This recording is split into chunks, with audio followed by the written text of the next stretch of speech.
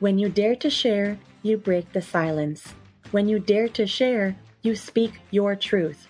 When you dare to share, you use the full strength of your voice. When you dare to share, it brings opportunity to own your story. So tell it, be heard, and at the same time, your sharing is someone else's learning, inspiration, motivation, empowerment, and hope. There's always an element to each of our stories that remains a secret. For some, we feel it's a dirty little secret. Dare to share your untold story exposes these secrets in a welcoming and positive way. I encourage each of you out there to dare yourself to share what is yours to tell. When we dare, it is the courage to do something really important. Let this be a vow to each and every single one of us that we take risk, we brave, confront, and face what is, while inspiring and empowering all communities. So let's break that silence and tap into mental beauty. This is Salima Jadavji, your podcast host, a practicing social worker, and your mental wellness connoisseur. Welcome to the Dare to Share Your Untold Story podcast, episode number 53, Growing Up with No Voice and Feeling the Grief and Pain that Led Her to Find Her Voice. To all my fellow listeners, before we get started, I'm just dropping in a note to give you a heads up that this podcast might be emotionally triggering for you. We do invite guests onto the show who share openly about extremely difficult life moments with exposure and impact of what the struggles have been like. The intensity of each episode could have a variable impact on your emotional and mental well-being based on your own personal story. If at any point the topic becomes uncomfortable or upsetting to you in any way, please do not pressure yourself to listen. Instead, be kind to yourself, do some self-care, and perhaps give another episode a try. Today, I have the pleasure of introducing our courageous and daring guest, Belinda Daye. Belinda is a Congolese African who moved to Canada in 2004. Since she was 10 years old, she has been a striving athlete and has been involved in various sports opportunities. Belinda completed 5 years as a varsity basketball player and received her Bachelor of Commerce in Human Resources with a minor in psychology. Her academic endeavors continued as she also received her master's degree in industrial organizational psychology, where she gained social justice experience supporting a nonprofit organization called Hey Black Girl. Belinda is currently pursuing a career as a human resources professional.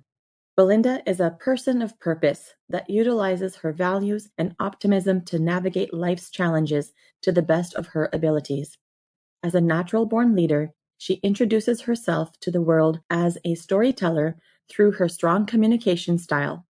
In addition, she has a passion for supporting and exploring the growth and development of people's potential. In addition to being career-driven, Belinda enjoys reading, traveling, and trying new things, as well as spending time with her family and friends. Hey, Belinda. Welcome to the Dare to Share Your Untold Story podcast. Hi, Salima. How are you? I'm great. What about you? I'm doing fantastic. That's good to hear. Well, Belinda, I'm thrilled to have you on the show. I'm actually pretty excited. And in addition to my excitement, I'm sincerely grateful for your willingness to tell your story. It is an honor for me to be able to draw from strength and inspiration from guests like yourself. And it's important that we take a stance together to help break barriers of mental stigma. So thank you so very much for being here to take part in what you may experience as a raw conversation. So thank you. No problem. Thank you for having me as well. Okay, so Belinda, in case that you're still wondering, this podcast is all about bringing forward untold stories that people go through, whether it's directly about a mental health struggle or something else. And one thing that we know is that no matter the story, there is impact on one's own mental health in some way, which remains tucked away. So this platform serves in a way to break the barriers of mental stigma that have been conditioned in our society. So together today, you and I, Belinda, it's my hopeful mission that you and I are going to be here encouraging people to share and tell what people typically have reservations for expressing. And of course, I'm bringing forward a trend, and it's called the mental beauty rethink. Belinda, what comes to your mind immediately when you hear this phrase, the mental beauty rethink? When I think about that phrase, Lima, it reminds me of just being able to understand that mental beauty comes with a lot of uniqueness to it. So it can look like a lot of things. Some people may call them weaknesses, but they're areas of development. Some people may call them strengths, but it's just who you are altogether that works together and creates your own unique, beautiful mind. So I think that's what I think about when I'm looking at those words and putting them all together and just seeing a beautiful mind that has a lot of complexities of things that come together to create an individual, a strong individual overall that's very different from everybody else, but comes together within the community. Very interesting. Beautiful mind with complexities. I mean, there is so much richness in what you shared, and those words really stood out for me. It's really refreshing to hear what mental beauty means to you and what strikes for you when you hear these words. So I really appreciate hearing raw thoughts from my guests. So thank you. No problem. Yeah. So, Belinda, do you have any idea of what happens next? I guess that this is the part where you We get started. Yeah, that's where we get this question party going and uncover your story. Are you ready? I hope so. We're ready or not, here I come. Here you come. Well, you know what? We'll take it one step at a time. All right. Okay. So, Belinda, give us the newspaper headline of how you would title your untold story. How would it read? If I was to read my untold story, I think the headline would probably be Finding My Truth and Returning Back to Self Love. Mm-hmm. Finding my truth and returning to self-love. Okay. Tell me a little bit about this title. Where does it come from? It just stems from having the opportunity to, if I would describe it, as looking at a mirror that's blurred instead of realizing that you have to kind of clear the mirror to really see yourself. It's hard to do that when there's a lot of noise around you and there's a lot of things on that mirror that is said to describe who you are, which is blurring a lot of what's truly beyond that mirror. So, but once you're able to really take away all the external parts of what's on the mirror, maybe the barriers of whatever is within society or the noise and the voices that you hear that kind of drown out your inner voice and start wiping that mirror up and able to see your true self, you're able to find your self love again and realize who you are in the midst of all that and fully reveal who you are to yourself and moving forward, I think, if that makes sense. Yeah. I really like how you were able to explain that using the concept of a blurred mirror. That puts a whole new perspective to it. Yeah, that's so interesting. That's really very thought provoking. So, Belinda, I want to know what your untold story is about. If you could start by sharing who is in your story and where it all began, that would be lovely to hear. So, my story began back in Africa. Definitely involves my mother and my brother, as well as my immediate family. And in Africa, as a Congolese woman, the society is very different. There's a lot of barriers, I can say, in terms of how women are supposed to be put forward, as well as how children are supposed to be looked at as well. And it's more dominated where the males really kind of take a head of seat in terms of just the household and in society in general.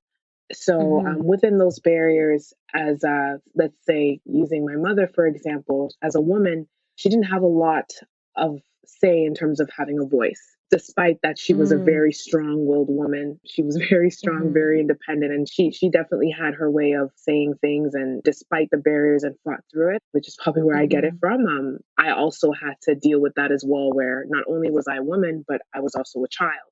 So that's kind of double the intersectionality of that point where things were happening in my household that may not have been that great, but I just felt like I was watching a movie the whole time. So a lot of things were happening and they were in front of me. I didn't know if I was a participant, but I knew that I couldn't say anything.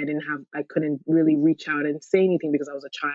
Stay in a child's place, stay in a woman's place. Mm. And I didn't really realize it or notice it. And that's where that kind of smoky or blurred mirror comes in. And then Mm. we moved from Africa to Canada at a very young age, around when I was 9 years old. Still a child, Mm-hmm. kind of going through the motions of just enjoying life and going through everything. And I think a year later of being in Canada, I lost my brother. I didn't know at the time that it even happened, but Sorry, so after you arrived to Canada, 1 year later, you lost your brother? yes. And you said you didn't know about it? Can you tell me?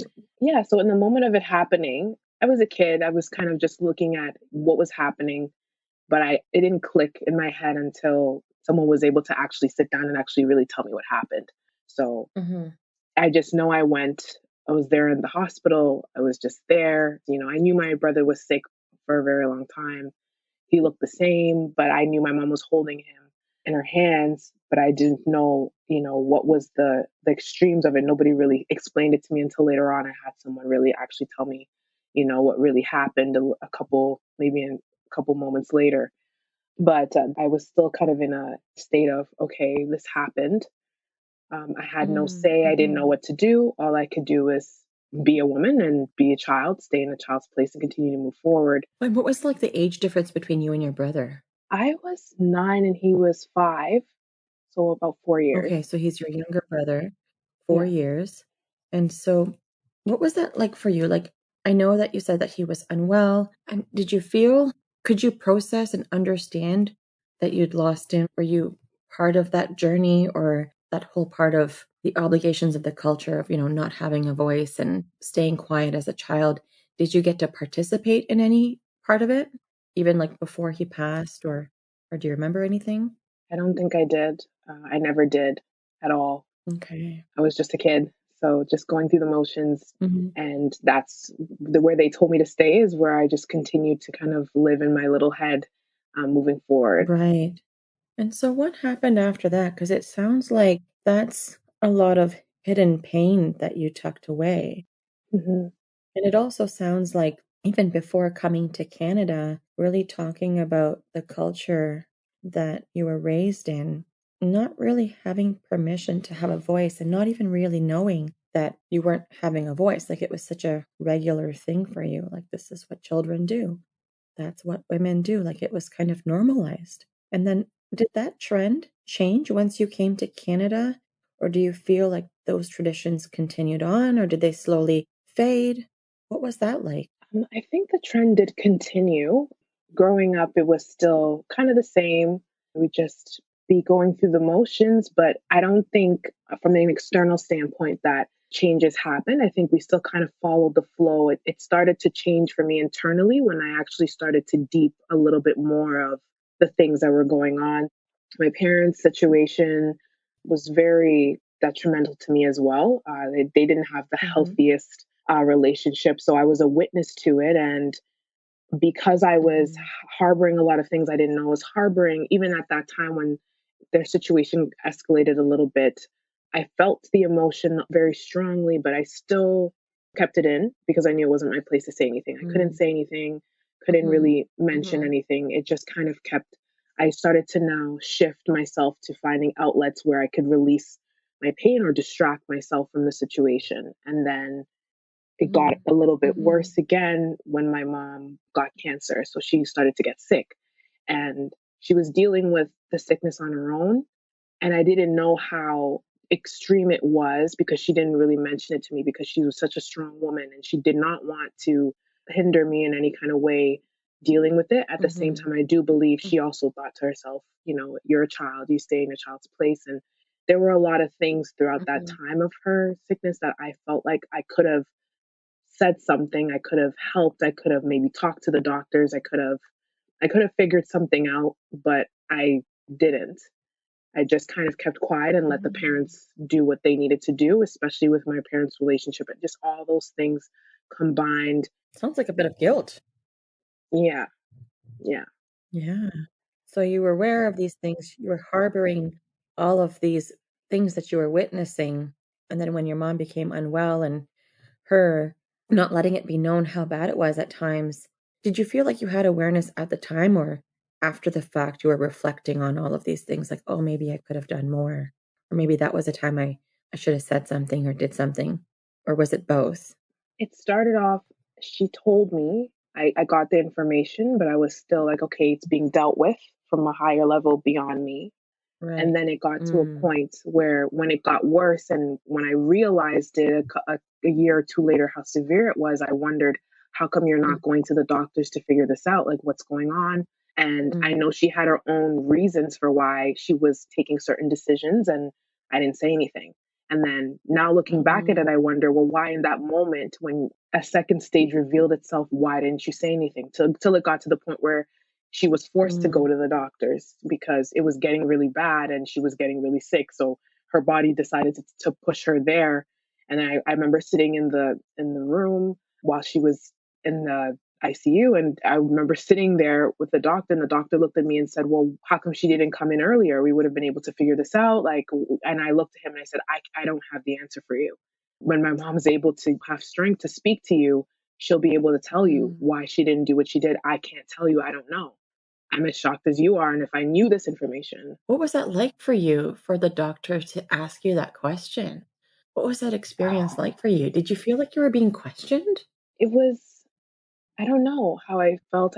I know at that time and during that moment and being there that weekend, I just felt like the world flipped upside down. Mm, So mhm, anything else that was happening, it just felt like a blur. And when he asked me, I think we both looked at each other confused, as both confused because I guess he had all the answers and I didn't have any answers. So it was just two mhm. people, one with a lot of information, and another one with no information, and just looking at each other and wondering why we didn't maybe figure things out. There's a power differential there too, right? Yeah. Right, and I guess you're hit with the reality of what was going on with your mom because she Hmm. did such a great job of hiding it or having certain decisions that you were respecting, but not knowing the full extent of what she was harboring within her Hmm. as well. It seems like it was all coming out in the surface for the things you were witnessing at the hospital. Yeah. That must have been really tough to digest. Yeah. Mhm. So then what else happened? What happened after that? After that, she got well and she was able to come back home, and I was off to university. So Mhm, they did tell her she had a limited amount of time in terms of her lifespan, but she was fighting through it and she was progressing very well. mhm, And in those moments, I saw a very strong woman moving forward and doing the best that she could. And I was just making sure that as I went to university, I did feel a little bit guilty for leaving her. But she was very strong, mhm, and she told me, I'll be strong for you. You go and make sure that you get your academics and pursue your goals. And I, at that time, got a varsity scholarship at my school. So she really wanted me to take mhm, an opportunity to explore that and do the best that I could. And my goal was always to come back after the years I was finished and just be able to take care of her after that. And after getting my degree and figuring out life for the both of us, that was always my goal. Despite dealing with someone that is sick, she did have her moments mhm. of being a little bit challenging, which I don't blame her for. I'm also a kid and her Sure, child, so I know that at the time I was sure. also very difficult to deal with as well. But I just felt like though in those moments, still it was still a moment where I she wanted to deal with it on her own. She didn't want help. She Mhm. didn't want support. She just wanted me to focus on being a child, and I didn't think that was a good idea, but I just kind of went with the flow of it. And Well, you were respecting her boundaries and her decisions and her choices, mhm, and, at the end of the day, she had to make choices that were good for her or what yeah, she believed was good for her, right? And I'm sure she was always thinking about her decisions in correspondence to what would be good for you too. yeah, Mhm, mhm. sure. So, what else did you witness with your mom? So I think the breaking point now for me, Mhm. she got to a point where she was very distant from a lot of people. And I think that should have been Mhm. my sign in the moment to realize something's coming up. But I just thought she probably just Mhm. needed her space. So I just remember Mhm. going into my fifth year, it was my last year, and they're like, okay, well, things are getting pretty heavy at home and the situation is heated, but at this point where I'm going to finish school to the best that I can, and then I'll come back and figure it out. And I remember it was on a Friday where I got a call that she passed. Oh my goodness. So you weren't there at the time. No, I wasn't there at the time. Mhm. I wasn't there at the time. I just got a call, and so I had to rush back home in my fifth year, like the first Mhm. semester, to figure everything out. And I guess the guilt of not being there Yeah. was hard and not saying goodbye. And then you had so many things to figure out. Did you have support or did you have to do those things on your own? I think I had support of my friends and family, but a lot of the things that I had to Mhm. do in terms of her estate and in terms of just carrying on, I had to do on my own. Mhm.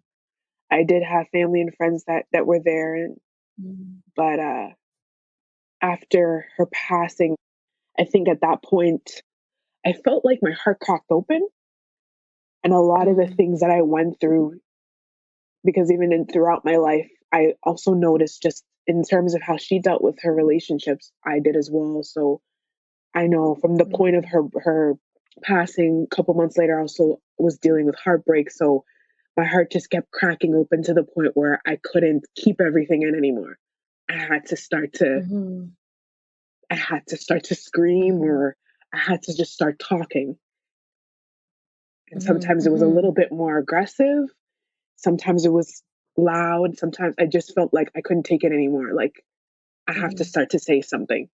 Mhm. Mhm.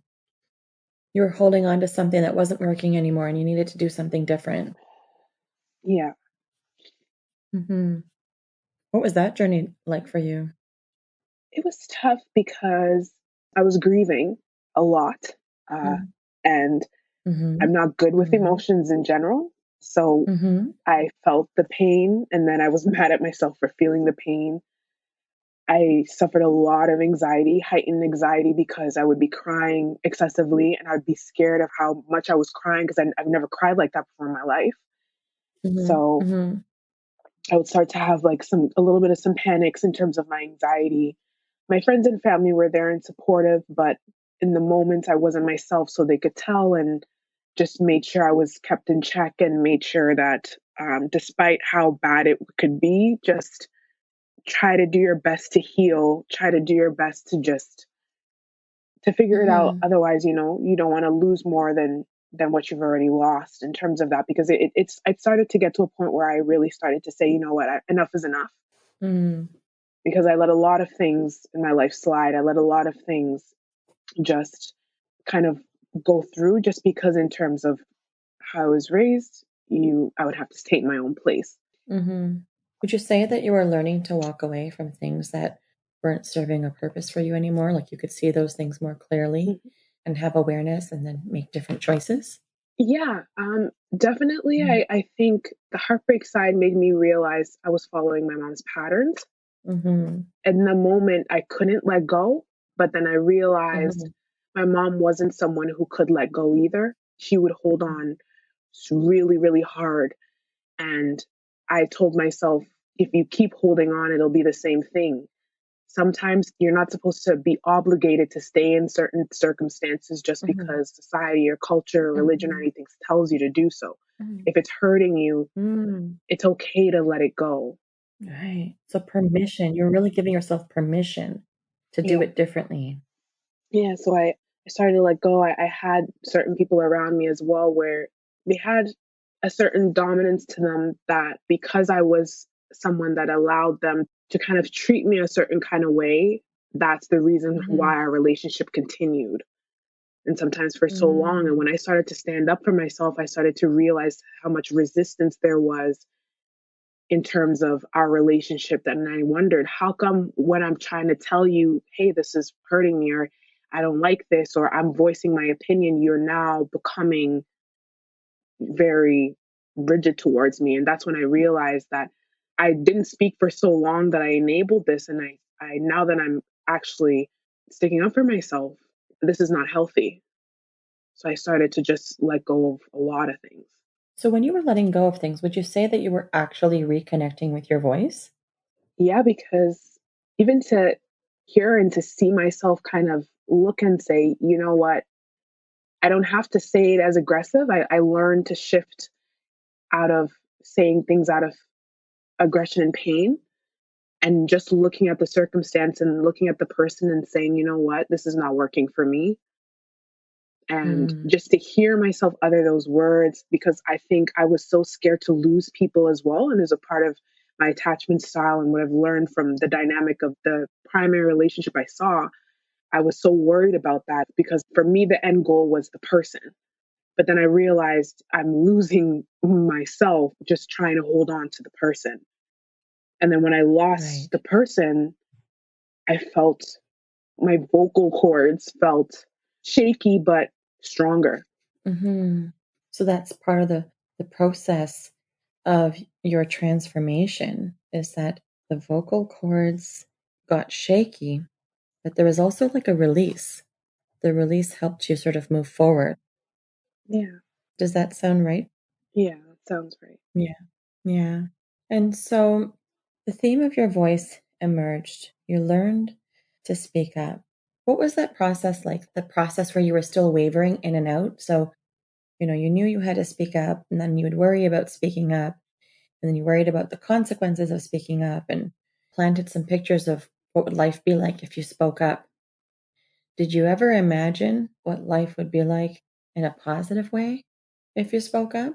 At the time that it was happening, no, Mhm. I didn't see a positive to it. I just saw a reaction from the other person.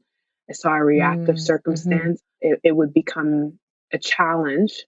But then, the more I did it, the more I realized how important it was for myself. And I still do struggle with it now sometimes. mhm, mhm, But I do find myself when I am going through those patterns, I think I get to a point where I tell myself, enough is enough. You can't keep doing this. I understand you're trying to cater to the other person, but mhm, you can't break yourself apart by keeping quiet because communication is also important because maybe the other mhm, person doesn't know. Especially newer relationships now, it's important to communicate because maybe the other person doesn't know, and the only way they can know and learn is through me communicating. And I did over the years have such a distant way of communicating. So whenever I felt certain things or whenever I wanted to speak up about any injustices that I saw for myself or for anybody else, I kept it to myself because I didn't want to cause a ruckus around in the environment. But I mhm, started to learn that, mhm. sometimes conflict is good when it's for a good thing. Sometimes it is Right. good to kind of shake the room a little bit. It's healthy. Yeah, if it's going to bring a healthy outcome. Mhm, mhm, There's probably other people in the room probably thinking the same thing and they can't speak. And if one person is able to have that opportunity, maybe other mhm. people that can't find their voice can too, is what I started to learn. Absolutely. Yes, you lead by example when you start speaking and allowing yourself to do it confidently and not worrying about who thinks what, and that you're doing it for yourself, not for anyone else. Other people Mhm. see the strength in that too.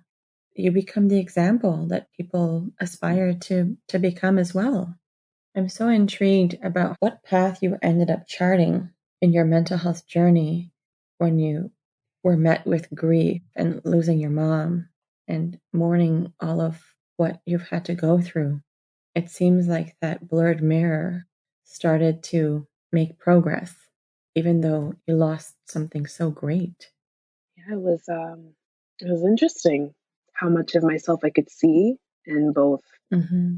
the good light, and I wouldn't say it's the bad light. I think it's the development light because even in the moments of realization, I thought, wow, look at how powerful you could be just by realizing that, you've hindered yourself a lot because of what a lot of your external environment has told you to be and told you to do and told you how to act.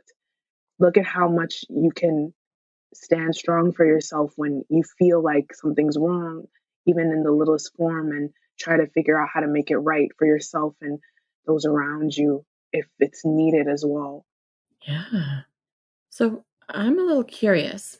When people come to see me for therapy, individuals are typically in one of three places. Some people are getting started, some people are in the middle, and some people are looking back. When some people are getting started, they're just coming to me and they've got all these things that are going on and they need to start working somewhere.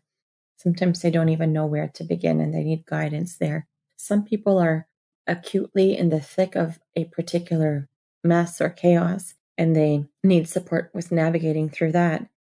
And then there's some people who come that are looking back. It's like they might be looking for closure on something, or they're looking to make sense or make peace with something so they can move forward or move on to the next chapter in their life. Where would you say you are in the journey? Would you say that you're getting started, in the middle, looking back? I think I could say I'm getting started and in the middle. Mm-hmm. I'd say that because there's still, I think, some moments where there's things I do need to clear out. And there was things still, even in this current year, that I needed to clear out. So I was getting started with certain relationships ending and realizing Mm-hmm. you love this person, of course, unconditionally. And Mm-hmm. it's going to be hard, but patterns can't continue. It's not Mm-hmm. healthy if it's a negative pattern and you can't keep going through it over and over and you need to find peace.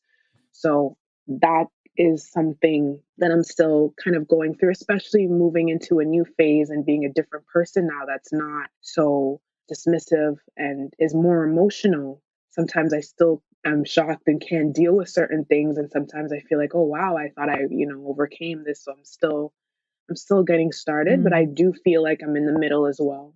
Yeah, you're recognizing, oh, there's more work to be done here. Oh, I thought I Mhm. had worked through that. I guess there's more.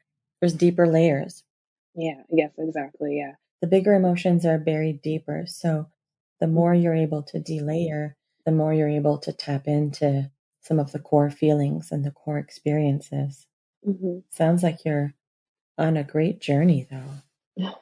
It's been a full journey, right? Mhm. And so, I know that you've talked a little bit about how when your mom passed and you had support, but you also knew that you weren't really yourself. You weren't able to contain all of the emotions and the guilt and the crying and the bouts of panic and different things that were going on. Can you elaborate a little bit more on how your untold story, how this affected your mental health?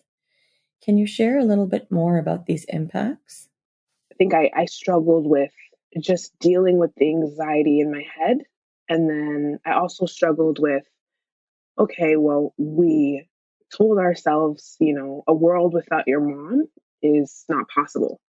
So then when it happened, it was like, okay, my mom's not here. So in those depressive modes, I was like, does this world need to exist anymore? And Mhm. kind of struggled back and forth with, that was my anchor. Mhm. If the whole world was crashing, that's where the person I would go to. And now there was no Mhm. one really to go to that could understand me Mhm. from a very deeper level. So it was a lot on my mental state. I think that's where a lot of the reactions of how I was dealing with my grief came from. And my family and friends were understanding of it because they knew me and they knew me before. So they knew that this was different, a different person in front of them. And a lot of them knew my Mhm. mom as well, knew who she was to me as Mhm. well and how important she was. So they understood. But it took a lot for me to go through that and dive into truly understanding where to go next. Okay. Yeah. And so when you were stuck in these places of thinking about this world without your mom and it not being possible and that she's not here anymore, and your go-to person is not around in the same way. How did you cope with that? Did the thoughts come over you? Like, did you have competing thoughts in your mind? What was it like? I knew I had to get up and fight for myself in terms of having to deal with everything. So being able to try to figure out the next steps is what distracted me. And even though it kind of broke me down at times going through a lot of our things and stuff, I knew I had to get it done because that's just the toughness I built, Mm-hmm. especially coming from, she was the same way as, going through a lot of emotional pain. She fought her way through it every time and she had to always look Mm-hmm. strong. And I got those genes of always having to always look strong no matter what. So I think even in some cases, a lot of my family and friends couldn't tell if I was going through Mm-hmm. anything because I was very good at hiding it. Even now, I'm very good at hiding it. But Mm-hmm. those were distracting ways, but I know I did a lot of Yeah. other things to help me cope as well. Were there any dark thoughts that came along? It didn't get that dark, but Mm-hmm. I thought more of being at peace to transition though. Because I knew, Mm-hmm. if something was to happen to me, there's someone I'm looking forward to on the other side. Mm-hmm. So Yeah. I don't know if that's me making peace with death or Well, like you were still caring for life, right? I think I was doing it because I knew I had to. You knew you had to. I couldn't look Okay. weak, but Okay. I Couldn't didn't look want weak. to. Mm-hmm. Mm. So those are probably some of the competing thoughts you had in your mind, right? Like, I can't look weak. I have to fight, but do I ever long to be with my mom? Yeah. Mm. I don't know what it would be like to go through that kind of pain. You've been able to share with such vulnerability how your mental health has been impacted. I really appreciate this level of vulnerability and what you've shared and to what extent you've been sharing.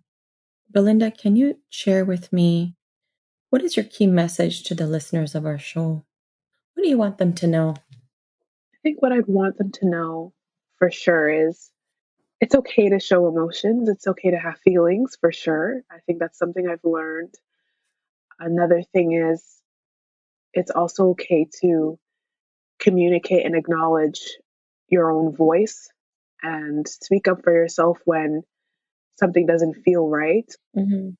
for yourself and even for the people around you, even if they are making choices, at least you communicated to them how you felt and Mm-hmm. they're able to acknowledge it. And maybe, if it is something positive that they can look at later on and say, hey, maybe, she's right. We can try this approach. It'll help. And moving forward. And I think the biggest thing I would love for the viewers to know is as hard as things may be, being able to get into a state of trying to ease your mental health and find the strength to understand your emotions. In the past, it was not as important, but it is important. And it's as important as coming into an opportunity and fighting for your life and fighting and striving Mm-hmm. and succeeding. It's as important. You need that emotional strength to be able to continue to push through. And I believe Mm-hmm. once I was able to utilize both, I was able to understand how to cope. And whoever else is listening should know Mm-hmm. that it's okay to feel and it's okay to fight Mm-hmm. and put them both It's together. okay to feel, and it's okay to fight. That's a lot of inspirational wisdom right there. Thank you. So I'm curious, what would be that game changing inspiration that's close to you that would reflect your untold story? Were you inspired by a quote or a book or a person, a speaker, an event, a place? Anything come to mind? Even in the journey of finding my voice, I started to read a lot. And I think the more knowledge I gained, the more I wanted to speak. So a Mm-hmm. book that definitely resonates from the first time I read it till this day is called Return to Love by Marianne Williamson. And it's Mm-hmm. our deepest fear quote. How I found it was I was watching Coach Carter one day and I saw Mm-hmm. one of the players recited in the movie and I thought, I wonder who said that quote, and I went, researched it, found her name, and I realized, oh, it's in a book that she published. So I went to find the book, and then I started to read it, and I actually memorized the quote. She says, "Our deepest fear is not that we are inadequate. Our deepest fear is that we are powerful beyond measure. It is our light, not our darkness, that most frightens us. And your playing small does not serve the world. There's nothing enlightened about shrinking so that other people won't feel insecure around you. We're all meant to shine as children do. And as we let our own light shine, we unconsciously give other people the permission to do the same. And as we liberate ourselves, we liberate others." And I thought that was really powerful. So I memorized it, and I kept it with me everywhere I went to just remind myself that it is scary to communicate. It's scary, but it's powerful. So take that step. Yes. Yes, it's powerful. It's beautiful. I've heard it many times. I've read the book. We've used some of her work in therapy with clients, and it's a great book, and a lot of great reads in her book for sure. That's wonderful that you were able to connect with that and memorize it and, just keep it so close to you. So what would be a cause or an organization that has been impactful to you on your journey that you'd like to give a shout out to? Yeah. So during my time of my education and getting my master's degree, I was able to do a social justice practicum. This is where we were able to find a nonprofit organization that is serving a marginalized population in terms of just advocating for the community. And I got the chance to collaborate and get my hours with Hey Black Girl. It's an organization in Toronto, Ontario, is fairly new. And they support Black women in terms of entrepreneurship and support through workshops. Nice. And then from that point, I also got the opportunity to get in contact with another organization. They're located in BC, but they're all around supportive throughout Canada. They're called ODHE. They do similar things as Hey Black Girl in terms of just supporting Black women, and they provide a lot of mentorship as well. And they collaborate with a lot of organizations within the community to support. So I think in finding my own voice and reaching forward and seeing how we can support the community is probably one of the next steps for me in terms of my growth. And it's exciting to collaborate with them as well. Yeah, amazing. That sounds so wonderful that we have organizations and nonprofits emerging like the ones that you've mentioned. That's great. Hey Black Girl and Odihi. That's so great. Yeah. All right. So, Belinda, how can people connect with you if they would like to? What platforms are you on? So I am on LinkedIn, and I'm also on Instagram as well. Perfect. Okay. We'll make sure we get those from you so that it could be part of your show notes page. Wonderful. So, Belinda, guess what? What is it? You've just dared yourself to share. Congratulations. Wow. You just did it. How was this experience for you? A lot of things, I think.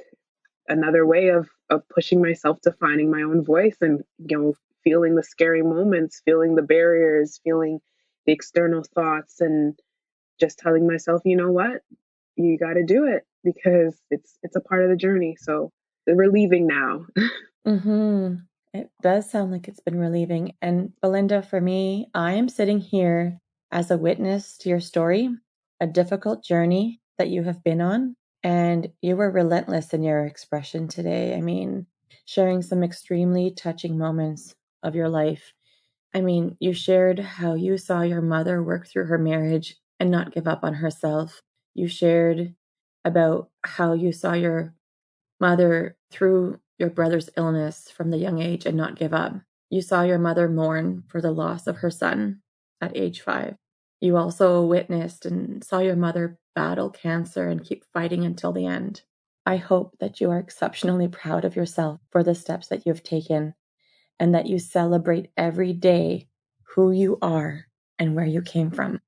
Your story is so inspirational, and I'm certain that it will spark hope for others who are seeking it, both knowingly and unknowingly. So I really want to thank you for the deep conversation and for all the daring and for all the sharing. Thank you so much, Salima, for having me. It's been my pleasure. And once again, Belinda, thank you for being part of Dare to Share Your Untold Story and helping to be a voice in breaking down the barriers of mental stigma.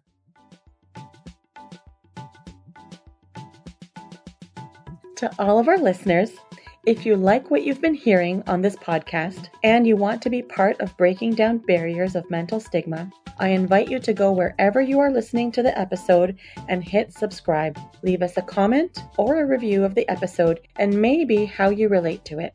To learn more about what we offer, visit www.daretoheal.co. And if you are feeling ready and brave to share, please submit your story by visiting www.daretoshare.co.